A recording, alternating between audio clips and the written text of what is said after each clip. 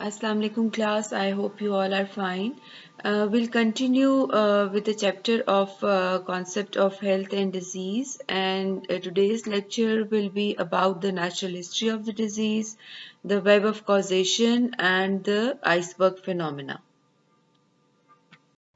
So the first topic is the natural history of disease.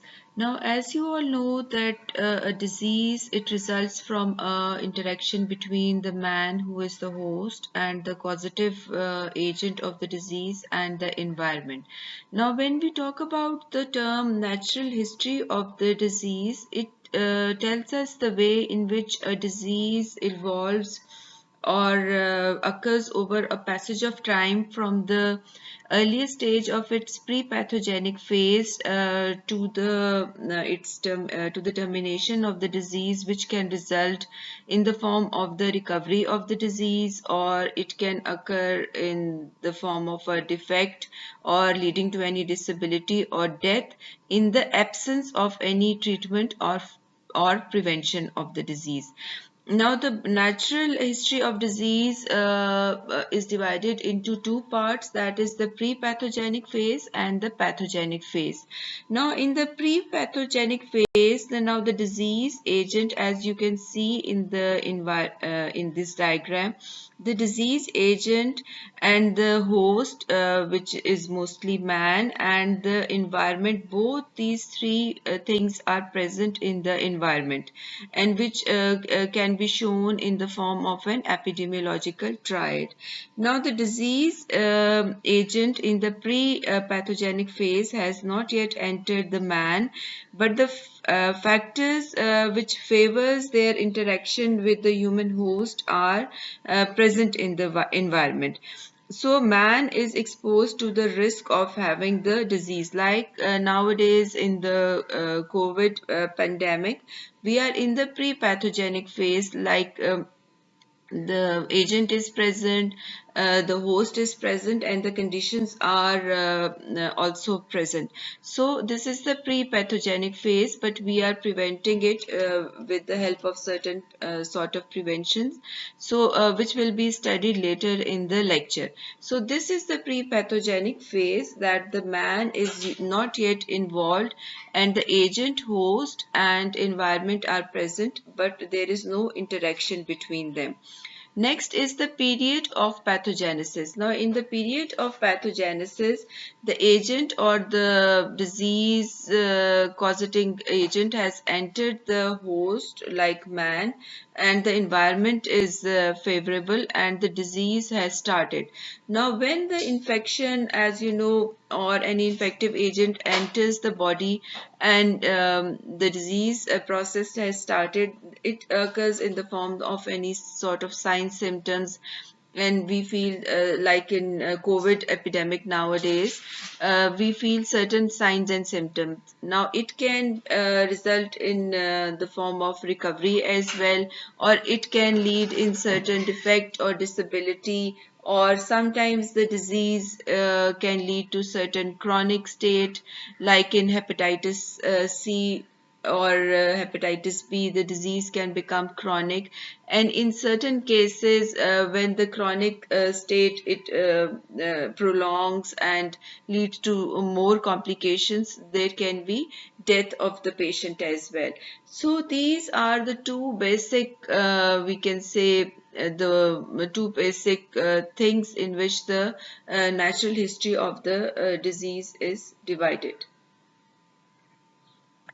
Now, summarizing the events that occur during the natural history of disease, I told you that there are two phases, the pre-pathogenic phase. In the pre-pathogenic phase, the infective agent, the host, and the favorable environmental conditions are present, but there is no interaction between them.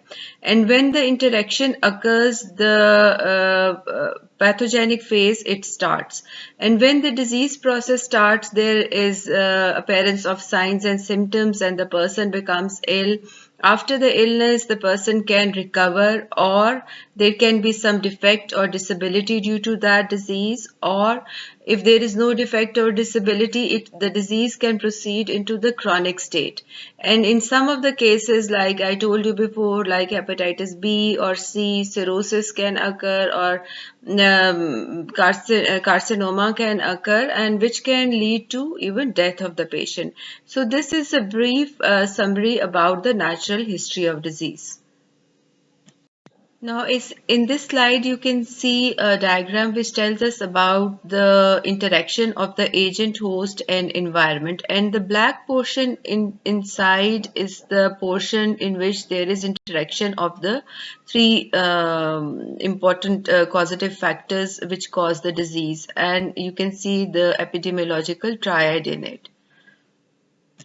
In the previous slide, I told you that the important causative factors which cause the disease are agent, host, and the environmental factors. Now we'll start with the agent factors. Now the agent is a substance which can be living or it can be a non-living thing, or a force which is tangible or intangible. The excessive presence or the lack of which can initiate a disease process in a person. Now, the agents are classified into different types. Number one are your biological agents.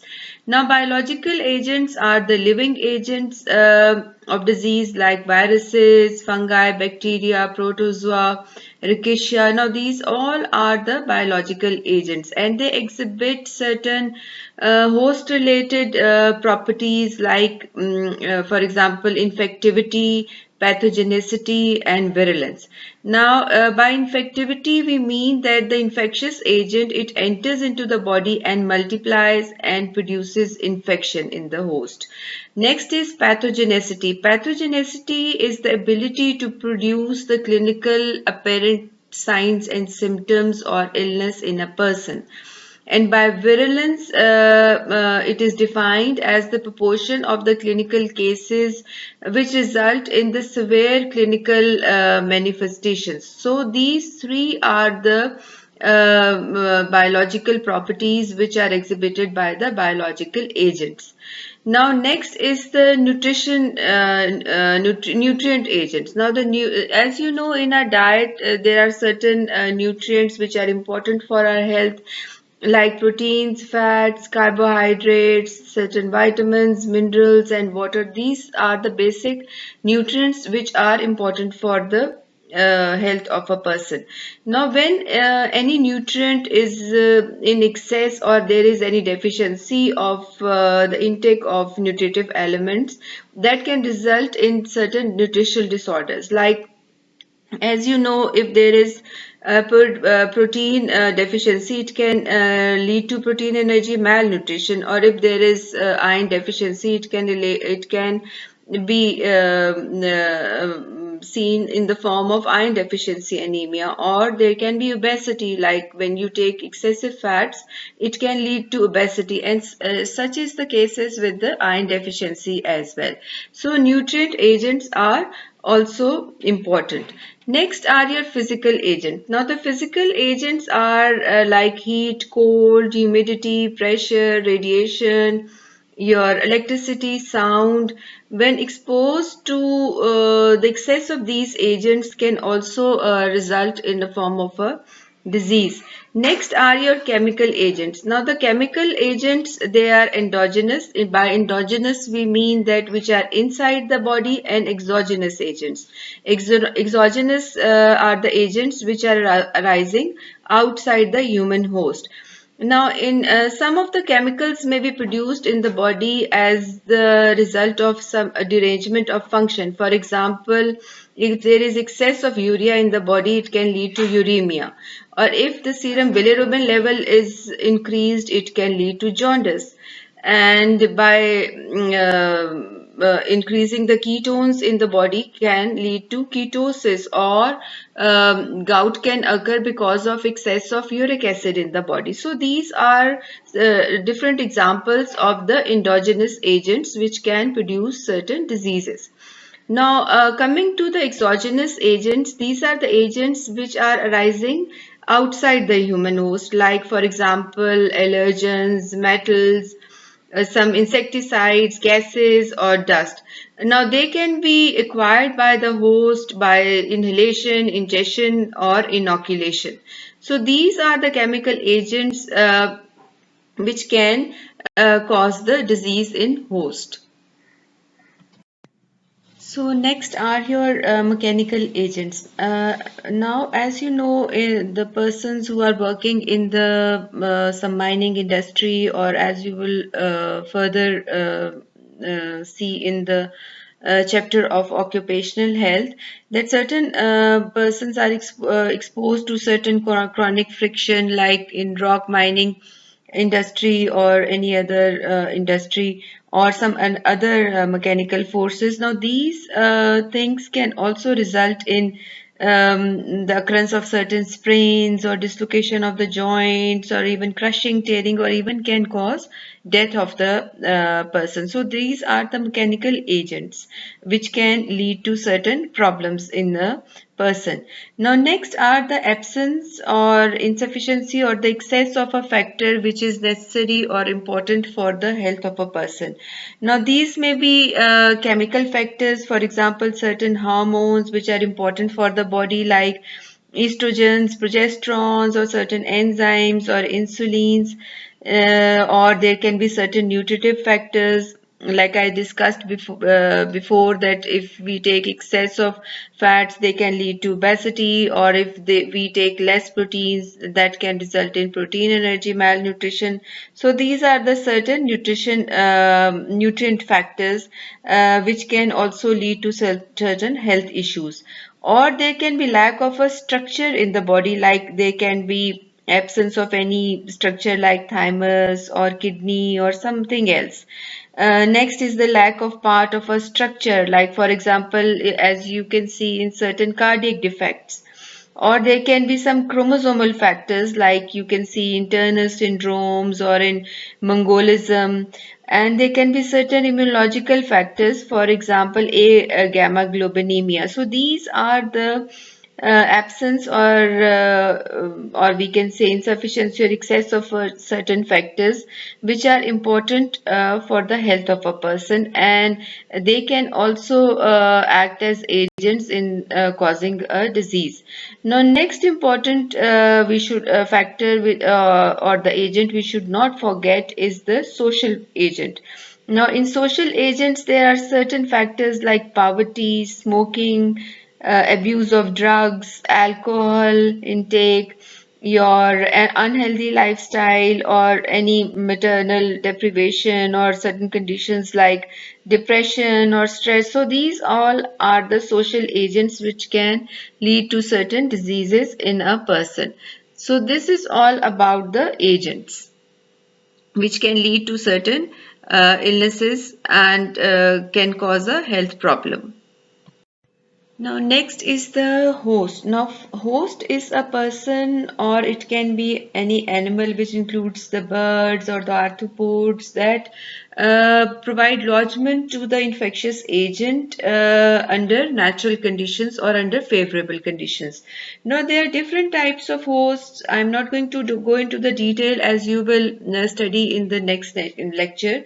Now, their obligate host means the only host, like man is the only host in measles and in typhoid fever, or they can be definitive host, or they can be transport host, or the intermediate host.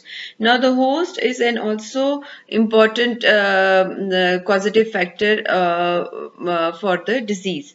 Now, next is the environmental factors. Now, environmental factors are further divided into three portions. Number one is your physical environment. Physical environment consists of the non-living things like air, water, soil, your climate around yourself, heat, light, noise, radiation. These are all the non-living things which affect the health of a person. Now, next is your biological environment. These consist of the living things which are surrounding the man, and man is also one of the parts of the biological environment. As I told you, it consists of viruses, your fungi, your bacteria. So these all are the biological agents which agents which are present in the environment which affect the which can lead to causing the disease. Next are your psychosocial factors. Now the psychosocial factors, these are your customs, your beliefs, your religion, your cultural values, your lifestyle, your health services, your political organizations. All these are the psychosocial things which affect the environment around, and which are also an important part during the causation of the disease. Now, the next topic of discussion is the iceberg phenomena. Now, this is a very important topic. You can get a short note on this, or it can be asked in a OSPI question as well. So, in iceberg phenomena, the concept of disease in a community is compared with the iceberg. Now, as you know, there is a floating tip of the iceberg and a large submerged portion of the iceberg. Now, the floating tip of the iceberg in community medicine or in this concept, it tells us about what the physician sees in the community, that are the clinical cases which exhibit in the form of signs and symptoms. Now, the large submerged portion of the iceberg, now it represents the hidden cases or a big mass of cases which comprises of the latent infections, the inapparent, the pre-symptomatic, and the undiagnosed cases and carriers in a community. And the broken line which you can see in between, or the water line, it represents the demarcation between the apparent or the visible cases and the inapparent cases. Now, in certain diseases like hypertension or diabetes or any sort of malnutrition or anemia, you can see that the submerged portion of the iceberg have a large number of these cases as compared to the cases which are detected by the physicians. Now, in this while describing this iceberg phenomena, I have discussed, I have told you about certain infections, like I have used the terminology like latent infection or inapparent infection. Now, the inapparent or the subclinical infections or the mist or the, we can say, the covert or the abortive cases are those cases in which the disease agent may multiply in the host but does not manifest itself by the appearance of signs and symptoms, and but these can play a dominant role in maintaining the chain of infection in the community. Now, the subclinical cases can only be detected with the help of lab tests like hepatitis A, hepatitis B, infections like diphtheria or influenza. Another terminology which I used was the latent infections. Now, the latent infections are those infections in which the host does not shed the infectious agent, but the infectious agent lies dormant within the host without showing any signs and symptoms, and sometimes it cannot be demonstrable in the blood tissue or any secretions of the body, like Brill-Zinsser syndrome or herpes simplex. So these things will be discussed in detail in the coming lectures. So these are the important things which can be seen in the submerged portion. So the iceberg phenomena is of the importance that it is a big challenge for the public health to detect the submerged cases, which are usually the hidden part of the iceberg, and they can be left undetected. Now, this slide is a revision of the iceberg phenomena, which I discussed with you in the previous slide. That in on the tip of the iceberg, you see the cases which show sign and symptom, and in the submerged portion, you see the latent cases, or the inapparent, or the pre-symptomatic, or the undiagnosed cases, or the carriers. Now, in iceberg phenomena, as I told you before, it is a very important topic, and you can get labeling in your OSPI stations as well. So, just go through the diagram as well.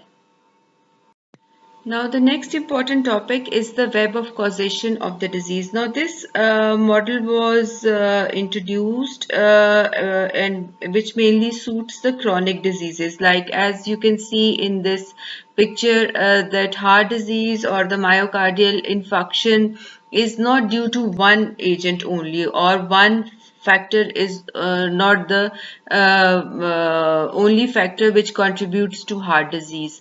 Now there are different factors, like as you can see here, they can be smoking, or different type of lack of physical exercise, or any emotional disturbances, or stress, or hypertension, obesity, intake of large amount of food which is high in triglycerides, or increase in the catecholamine or thromboembolic tendencies, or changes which occur with the age in the walls of arteries. Now, these all are the contributing factors which can lead to coronary occlusion or myocardial ischemia, and further lead to myocardial infarction or any sort of heart disease.